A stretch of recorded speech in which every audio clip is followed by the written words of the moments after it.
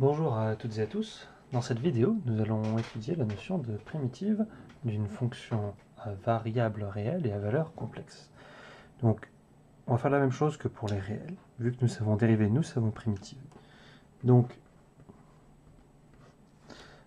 si nous prenons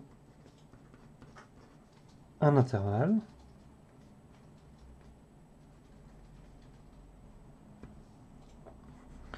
f et g, deux fonctions définies sur i à valeur dans C, on dira que f est une primitive de g si f est dérivable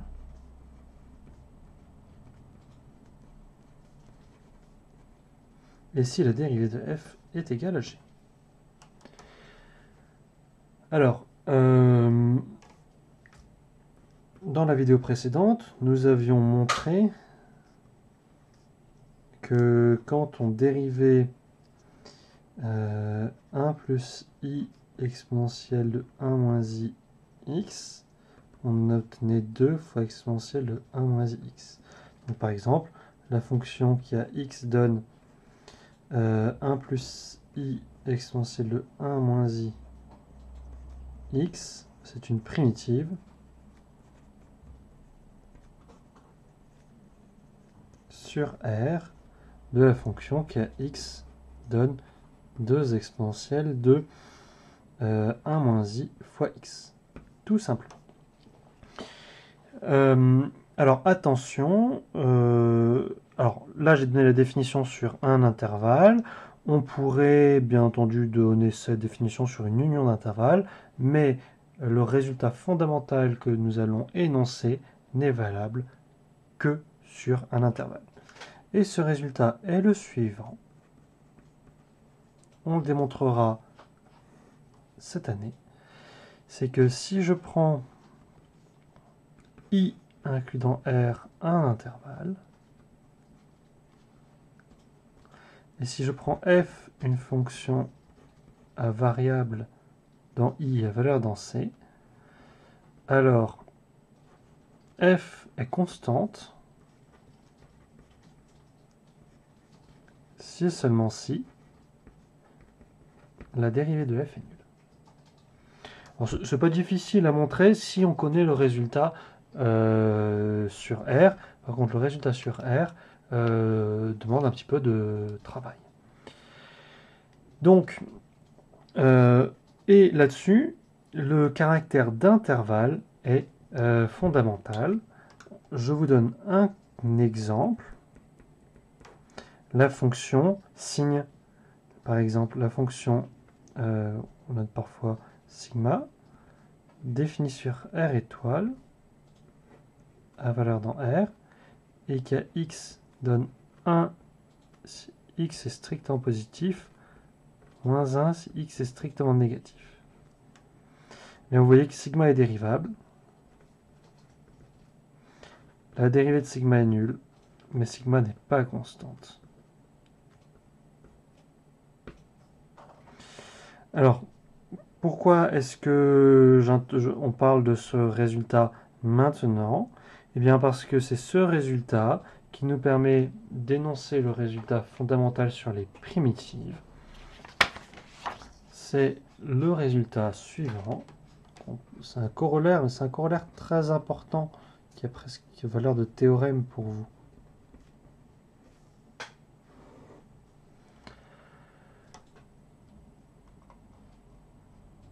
Donc, c'est le résultat qui vous dit que quand vous connaissez une primitive d'une fonction, vous connaissez toutes les primitives de cette fonction par ajout d'une constante. Donc, si vous prenez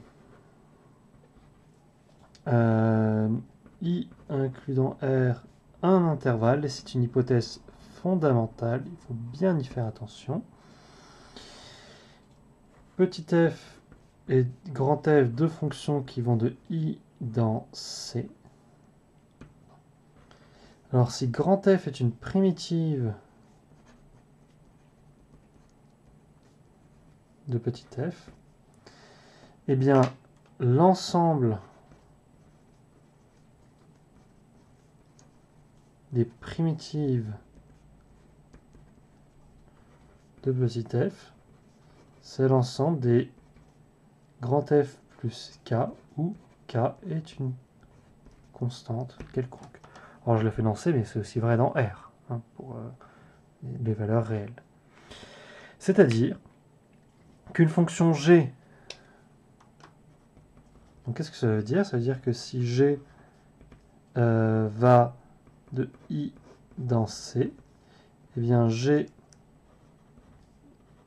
est une primitive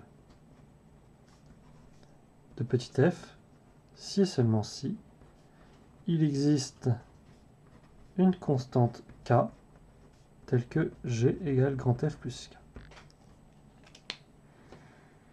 On va démontrer ce résultat. Donc, on a une équivalence à démontrer.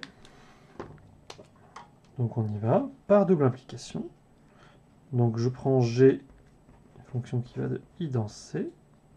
Pardon, C ici. Donc si G est une primitive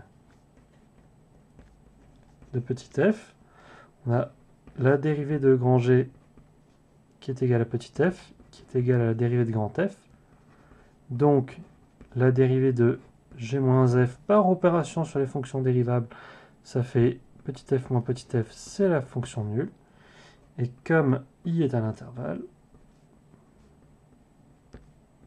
la fonction grand G moins grand F est constante.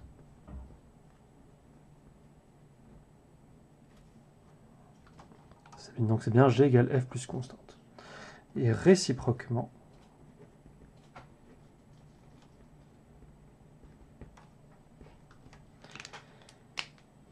si donc s'il existe un complexe K tel que G égale grand F plus K, alors G est dérivable par opération sur les fonctions dérivables.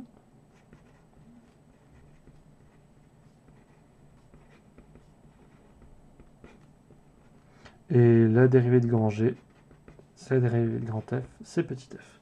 Donc grand G est bien une primitive de petit f. Encore une fois, attention, ce résultat est faux sur quand on n'est pas sur un intervalle. Donc un exemple, par exemple, c'est vous pouvez vous poser vous pouvez vous poser la question suivante, pardon, quel est l'ensemble des primitives de la fonction inverse sur R étoile? On pourra en parler en classe. Des primitives de la fonction que j'appelle f, qui va de R étoile à la valeur dans C, et qui a x donne 1 sur x.